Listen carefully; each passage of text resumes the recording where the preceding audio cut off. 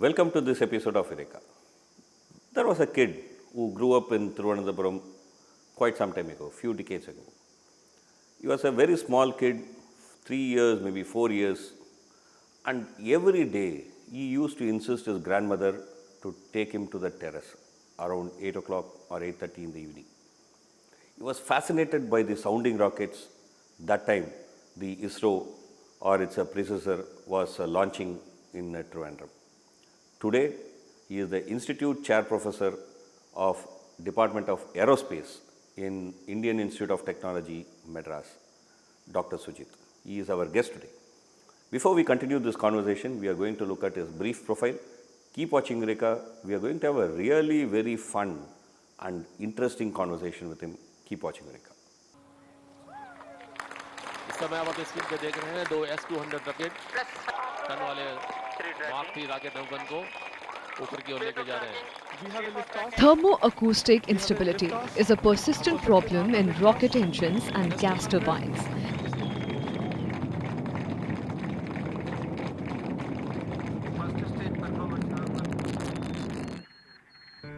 Because oscillations are so sensitive to make design parameters. It is when Dr. Sujit and his group has made highly original, groundbreaking, paradigm-shifting discoveries. They had developed a warning system for gas turbines. This technology will prevent thermoacoustic instability, which triggers automatic shutdown in power plants. Presently, Dr. R.I. Surjeet is the Chair Professor at Department of Aerospace Engineering in Indian Institute of Technology, Madras. Professor Sujit graduated with his B.Tech in Aerospace Engineering from IIT Madras in 1988 with first rank.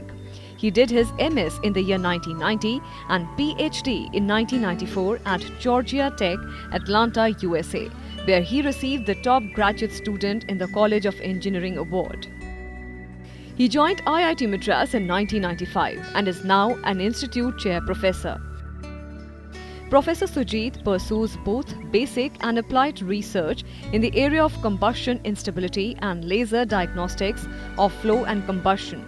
His most important scientific contribution is the discovery of the non-normal nature of thermoacoustic interactions and its role in subcritical transition to thermoacoustic instabilities. He was awarded the Swarna Jayanti Fellowship for his work. Sujit's expertise is sought by agencies like Vikram Sarabhai Space Centre and others. He has carried out projects worth 8 crore rupees, leading to solutions for various industrial problems and the establishment of state-of-the-art facilities at IIT Madras. He has contributed to many national projects. He has also participated in many international projects, both government and private. Professor Sujit received various national and international recognitions.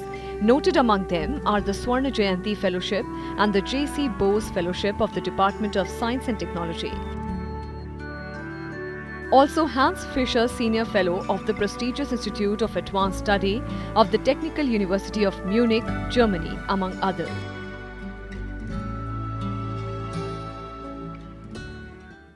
Thank you, sir, for being with us. So it's a very wonderful opportunity. You have a very nice lab, very interesting students. So let me start with this question that turned you away from being in industry to professor. You work on sound propagation. Right. I mean, we have studied about sound propagation in high schools, right? Yeah. I mean, so it's not something new. No. So how come that sound propagation became a very interesting topic for you? Can you explain to us? Yeah, I was studying sound propagation in combustors, and in combustors you have non-uniform temperature because you burn something hot on one side, cold on the other side. And this problem had a solution, as in use computers to solve it. But somehow the equations looked, they were always, I got the feeling that they were teasing me or making fun of me, and I thought I would get an analytical solution. And I tried very hard, and my PhD supervisor was not very happy. I was wasting time, he thought, because I could solve it on the computer. And well, let's go back and understand this. When you say non-uniform, you are talking now about temperature gradient. Temperature gradient. So why would the sound travel differently in a different temperature? Yeah, because the speed of sound depends on the temperature of the medium itself. Okay. So hotter the medium, sound, there's more collisions, so sound can propagate faster. So now I thought I should get an analytical solution, that is a closed form solution in terms of a simple expression. And I tried very hard, supposedly wasted a lot of time. And This was during your PhD. the start of the PhD. And then I kind of gave up. And then one day in 1993, so that was 4 years later, I was, the daytime I thought about this problem because I had to solve this for something related to PhD. And again, I had the solver which was doing this. And then I was very unhappy that there was no solution, and I discussed with my friend Greg Walter, who was a postdoc there. He also saying that, he was also teasing me that there should be a solution. I went home, and it was past 11, I was watching the Star Trek, the new generation, and so on. And I distinctly remember in the middle of the show, suddenly the solution appeared in front of my eyes. It just flashed, one of the solutions. You should get two solutions. And then I frantically wrote it down. And then I couldn't get the second solution, so I worked like a maniac, and eventually I got everything. But this really was a big turning point in my life, because I was very fascinated with this, the whole thing. No need of computer, you look at Bessel equation and you get a solution. And the whole thing can be neatly, very beautifully, they're very pretty equations. So the solutions are very pretty. So I thought this is something I love. And so, and it could complement the experiments, so, and the design, everything I'm doing. And I thought then to do this I need freedom, because originally I thought because of my craze with rockets, I wanted to go to the industry. But then I thought maybe there you will have so much pressing problems that you wouldn't have time to pursue this fine delicate aspects of the science, which also is equally that important. So I thought, okay, I should pursue academic career and solve the problems of the rocket industry or power plant industry sitting in the university. At the same time, go deep into mathematical physics and get the feel of the engineers into the mathematical physics. Well, one of the work that you continued with your interest in sound, right? I mean, like you wanted to find the relationship between sound and temperature. Yeah. Thermoacoustics. Thermoacoustics. What was that work actually? Yeah, so in engines, like in rockets or gas turbine engines or power plants, there's always confinement, so there's always sound acoustic field. And there is heat in the terms of something is burning or something is heated. So for example, imagine a flame. The flame, if you look at a turbulent flame, it fluctuates. And the fluctuations create sound. The sound goes to the boundaries, gets reflected and comes back. Now the flame fluctuates further, dances further, and it makes more sound. And the sound goes to the boundaries and comes back. So this kind of a feedback mechanism causes the amplitude to grow. And this can actually be very detrimental to the hardware, like the power because it can create cracks, because sound is also vibration. Vibration, and can create cracks, and it can just break the structure, or it can increase the transport process, like the heat transfer and mass transfer. So you can actually, all the combustors are really cool so that they don't melt down the walls, but this thermal protection system can be overwhelmed by these acoustic oscillations. So what were you trying to find out with this? I was looking at stability of these flames and the thermoacoustic field.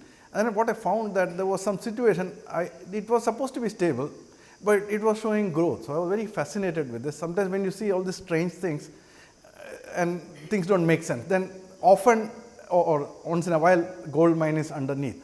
So I then, after a lot of work, found that the eigenmodes, or the modes, you have modes. Like for example, if a string is vibrating, guitar string vibrates, there's a mode. And you can have first mode, second mode. I play guitar myself. So you look at, maybe that's my inclination from music to this acoustics here. So normally we have orthogonal modes, and in a guitar the strings are having orthogonal modes. So orthogonal mode, something very simply, if people have to understand, it's like, for example, the relation between speed and distance travel. Right? I mean, I put the speed on one side, exactly. And then the distance travel on 90 degree. So it's a 90 degree thing that you draw, and then you draw a graph. Exactly. Right? So if you have orthogonal modes, each of the individual modes can shrink, and the resultant also shrinks. But if the modes are like non-orthogonal, like this or like this, it turns out that under some conditions, if one shrinks at a different rate from the other, the resultant can actually grow.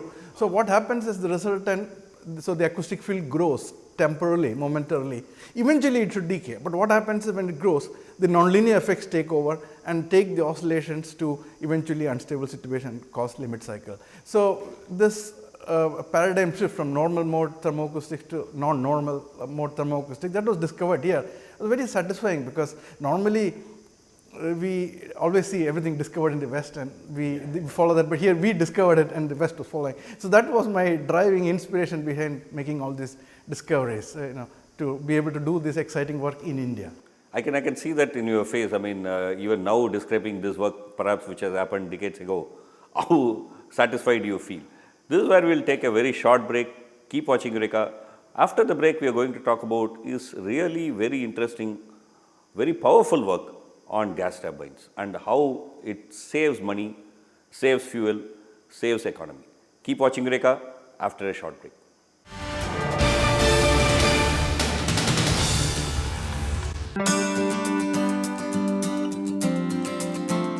What are some key legislations introduced in Rajya Sabha? Some of the key legislations introduced in Rajya Sabha are the Indecent Representation of Women Bill 1986, the Indian Succession Bill 1991, and the Marriage Laws Bill 1999.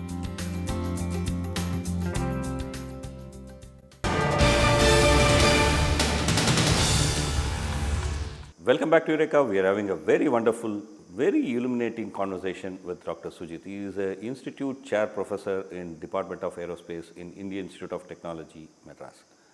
Before the break, we talked about some of your work on sound.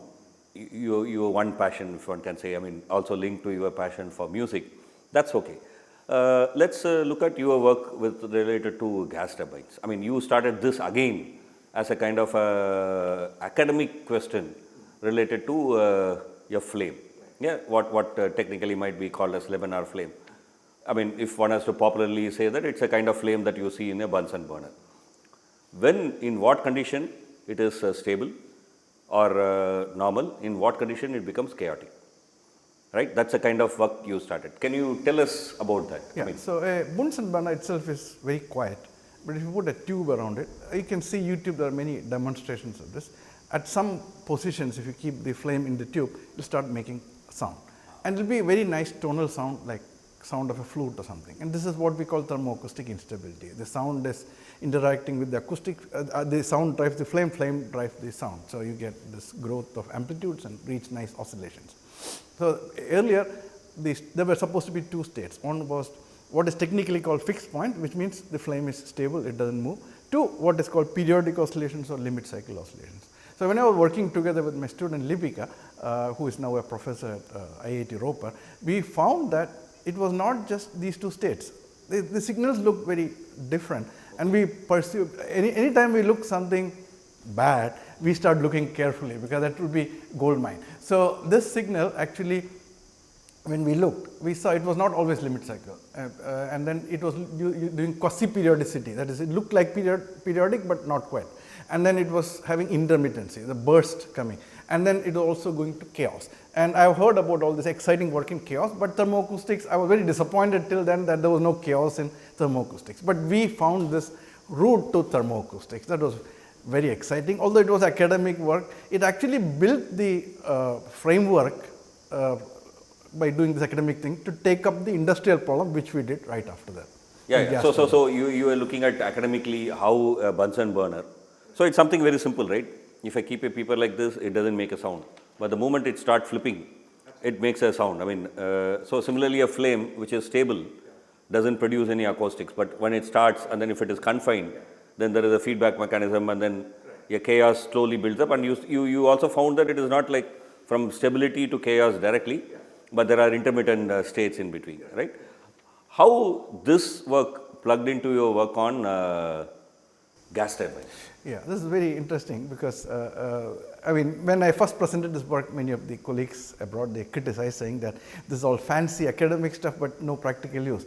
But then I was actually looking into this gas turbine instability, and I was actually onto the problem of getting precursors to instability. That is, before instability comes suddenly. Like you are looking stable and bang, something goes up. So it's when you say precursor, it's something like this, no? Like for example, early warning. If you are getting a heart attack, perhaps you get perspiration, etc. Yeah, right, exactly. So you take care of yourself. It's a kind of a early warning, right? Yeah, early warning. Yeah, okay. So actually, so I was looking at this problem, and then it suddenly it dawned on me that the stable state was chaos when we looked at the signals. Because now you have industrial system where turbulent flow, and turbulent flow is chaotic. And then we were looking at experiments, and I want to tell you a story actually. So the experiments, when I was looking, the students don't let me operate when to do experiment because they are young, they are agile, so they tell me to stand back and watch, because if they have a flow and I don't interfere with it unnecessarily, because it's a high stressful experiments. So I watched that before the instability came, they were getting stressed, and I could watch the shoulders tightening, wrinkles coming on the face of different people. It's 3 or 4 people are involved in the experiments. So eventually I got the feeling that they somehow knew, and at this time the sound is not gone up, but from their expressions I knew that there is some kind of, some feel they have. And this engineers in the field, they always say that they know instability is coming. And so I was absolutely convinced, and then I was looking for it. Then it turned out that this bursting, so the intermittently it was becoming unstable before it became unstable. And it's you can't measure them because usually we have the gross measures like RMS or peak amplitude, they don't change. But I was pretty convinced. So then I was thinking about this. The first realization was that we were having chaotic signal, that is a stable operation. And then immediately it follows that the unstable signal is periodic, nice sine wave. So how does chaos go to unstable? Through this intermittency. Now we have to have measures which quantify the feeling that engineers have into, you cannot put an engineer as a test body to get the feel and say, because it has to be automated. So we have to put the mathematical machinery. So first thing I realized that we tried lots of things, most, as always, you have tried a lot of things, most fail, and the last thing you hit is the right one. So we found that the signal has a fractal characteristic. Fractal character. Yeah. Tell us simply what does this fractal? Most of the natural things are fractals. Just to give a very simple example, tree, you go out and look at a tree, it has a branch, it has a main trunk, it branches into 2 or 3 branches. Then you look at each of the branch, it branches into sub branches, and those branches to branches, and so on, keeps on going several times, several decades. Now you look at our lungs and the air passages, they branch apparently 26 times. Same with blood vessels from the arteries, they branch and branch and branch. So wait. Suppose this is fractal. If I do a stick drawing of the tree, like the center, I put one stick, and then 3 branches, let's say, and then sub branches. I cut somewhere. This itself looks like a tree. Yeah, that's what you are saying, right? A part resembles the whole. The part resembles the whole. Yeah. Very interesting. That's a fractal structure. Right. So I saw that in the stable operation or rough structure, it's not smooth like sine wave, it's wiggly. So I saw that the stable operation was not pure sine wave, it was not zero, it was rough low amplitude solutions, and when it went to instability it was nice and sine. So how did it move? So we redefined this paradigm of loss of instability as loss of fractality, multifractality. Okay. So when this the fractal character is lost, you get instability. Now you talked about heart attack. So when you lose your multifractal nature of the heart is fractal, or even more technical term multifractal, that means a lot of fractal dimension. When that is lost, you go towards heart failure, like congestive heart failure and so on. So there is a close analogy between health of the human and health of the combustor. So we established these measures like fractal measures or intermittency statistics, or we also found that the structure of the wave, if we can, or what you call formally mathematically called topology, is corresponding to what is called scale-free networks. Now networks are very popular now. There are these airport networks or mobile phone networks. So the airport networks, you look, there are some airports have lots of connections, a few of them, and small small number of connections with a large number of airports. So, and there is no defining scale. So this is called scale-free network, and they obey what is called the power law and so on. Or in the social network, there are some people have a lot of friends, extrovert people, and some other people like me don't have many friends, and there is some kind of transition like this. So our combustion actually obeys the same kind of power law which these airport networks and social networks have, with similar exponents and so on. So there is some underlying unity in all these things. That is very fascinating. Very, very interesting. So your study on something like a laminar flow, which is like a Bunsen burner, how it grows to chaos, is kind of a reverse in your turbine engine, right? Yeah. How chaos goes to becomes periodicity. laminar. Yeah, right. Yeah? So your purely academic research, which people were saying may not have any use, actually found a major use. Yeah, right? so we have lots of patents on this, and the gas turbine industry, for example, we have an agreement with General Electric in USA, Greenville Power and Water, and they are actually using it to in the engine test and the rig test to determine how the proximity to the onset of instability. And this is a very important problem in gas turbines, because the modern gas turbines are designed to have low pollutants. So you wanted to know that how this intuitive feeling, which actually is kind of something that people might have acquired because of a long-term interaction with the machine, how that is converted into some kind of a mathematical language. Can you tell us what exactly you were trying to do at that time? Yeah, so I have been watching these engineers. I had a lot of friends in the industry in India and also in America, in Germany and all that. And when I was a student at Georgia Tech, we have seen lots of combustors. So the engineers or the technicians, they describe them a bit differently. They say that the combustor comes to life, and they say it's breathing and it's coming alive. And if you now in hindsight, if I look at that, it all seems to fit in the terminology of complex system theory, a large number of interacting parts, and then everything now becomes coherent, and there's some properties emerge, which is this thermoacoustic instability. But it was not clear to me at the time, but I knew that they knew. So when I watched my students, it could connect me to all the memories of all these things. And so I was trying to see. Now, I was very determined, because I was absolutely convinced by seeing my students, and also that there is a way to tell this, because I used to lock myself in my office, which is away, and hear the sound. I can hear the sound, keep the windows open, and then I try to play this game. I will tell when it's going to unstable, and I was always winning. So I knew that this was really there. Then I tried to see, we have to put this into, because you have to have machine operating. Now controllers are automated, so we have to put this in a formula in the computer. So for that, I tried to use tools from mathematical physics. So the tools, and if you have the right tools, you can describe what you are. If you know the right language, you can describe what you're saying. For example, I have to know a language to be able to, if I fall in love with somebody, I have to have a language to be able to write poetry on love. So the same way, here the language is mathematical physics. Very, very interesting. But I'm sure, like anything else, I mean, this may not be the only factor in a turbine problem, right? I mean, turbines produce, if the combustion is not complete, or the combustion is kind of wrong, maybe they produce gases which are harmful to human beings or environment, right? So you need to also some or other balance that. Right. So as you may recall, in the 80s there was a lot of noise. A lot of people were very upset with this acid rain and things like that. And then the companies try to work on technologies which will reduce the pollutants. So these pollutants of nitrogen, so basically oxides of nitrogen, they come when the temperature is high. So the thinking was that you lower the temperature by making it what is called lean combustion. That means fuel is less, fuel is lean, and air is more. And then you can reduce the temperature, and at lower temperature the oxides of nitrogen will be less. So then you don't have NO, NO2 coming out, and then there will be less acid rain. Now then they made these combustors, put them on the field, and then they started going crazy, to the point that even Wall Street Journal was writing about it. There were machines were tripping, and the combustors were shut down, plants were getting damaged. And also the lawyers who wrote this contract between the power companies, what here we call electricity board, and the gas turbine manufacturers, they were such that if a machine has to be shut down, it takes half an hour to shut down, half an hour to start, because they have very nice magnetic bearings and so on.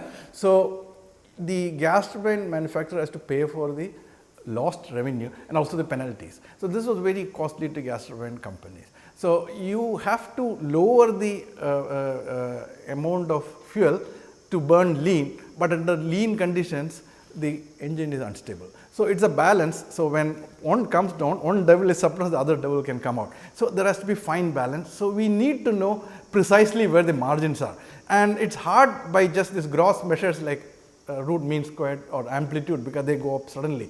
So we look at these microstructures like this fractal structure and so on, and then we can tell well in advance when it's coming, where are the margins. So that's where my work is coming in, to play this balancing act between pollution and stability or sound, because if you have unstable combustor, it translates to the machine vibrating and then breaking up, or they have controllers, they will shut down the machine or overwhelm the thermal protection system and so on. Yeah, so this work on turbines, basically, I mean, which are the industries which actually use? Is it only power companies? Power companies and aviation companies and also space technology, these are very So in the power company, they burn, let's say, for example, natural gas or Yeah, petrol to produce. Right, natural gas or kerosene, and mostly natural gas in the Western world. And these big machines made by General Electric or Siemens, they have like several hundred megawatts, and their operating pressure is very high. So the damage is quite a lot. So if you think of a machine of 600 megawatt, that's the modern gas turbine engine made by companies like General Electric and Siemens. And you think about the hydro turbines, which I was talking earlier, and each of the hydro turbine in Idiki is 110 megawatts. So 6 of them is 660 megawatt, and one gas turbine engine can make the power of all this. So this is just amazing amount of power, but that means there's a small fraction converted to sound has so much destructive capability. That is the issue here.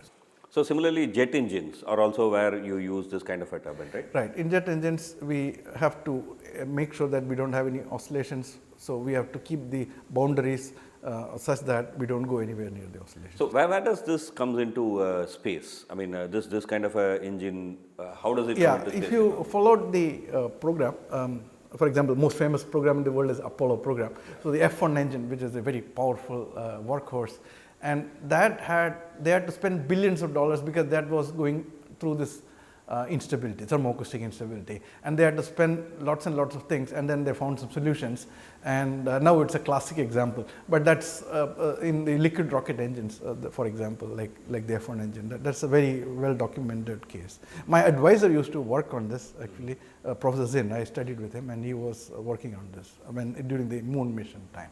Okay, so even in rocket engines where liquid fuel are used, this kind of a gas turbine comes into play. This type of oscillations, thermoacoustic oscillations. That has an important role. Very, very interesting.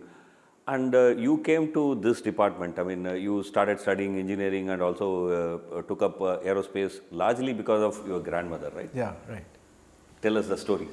Yeah, so she was always encouraging me, and my mother also was very encouraging father. I had a lab at home. We did a lot of experiments, even some burned down some things actually, but she let me do whatever I want. But then they thought I would study engineering in Trivandrum, and one fine day the results came and I cleared GE. They didn't anticipate. So my mother said, you have to, you're a small boy, you stay at IIT, in Trivandrum. My grandmother said that, no, we have to go to IIT because it's a very prestigious place, and Sujit likes rockets and a jet engine, so we have to go there. And my mother said no. So my grandmother took me to this Professor Radhakrishnan and his wife, who were a professor at IIT Madras at the time. He's now retired, lives in Trivandrum. So she explained to my mother that we will take care of him, no, nothing to worry. And then my mother was also very happy once she found that there were some friendly faces, because then Sujit is going to study. Both of them had my trouble taking me to the terrace when I was really small, and so I ended up coming here to aerospace engineering. And some teachers on the way also, Sharada from school, and Professor Damodar and Professor Krishnan, who inspired me a lot at IIT Madras. Professor Damodar is no more, he passed away earlier this year. Professor Krishnan is still in Chennai. So they all inspired me a lot to pursue PhD and go into this. Very, very, very interesting life story of a small boy watching sounding rockets launched at Trivandrum by ISRO and becoming the chair professor at Indian Institute of Technology, Madras, in the Department of Aerospace, and also finding very interesting results on gas turbine engines. I mean, this has been a really very wonderful show. And his motto, or one can say his mantra, is complexity is good. You say complexity is good. Complexity is good. Nature is complex, and you see lots of diversity, a lot of scales. Even a simple thing like a human system has lots of scales. Man-made things have single scale, less complex, but complex things are needed, and they are keep us healthy. And a complex human being is healthy.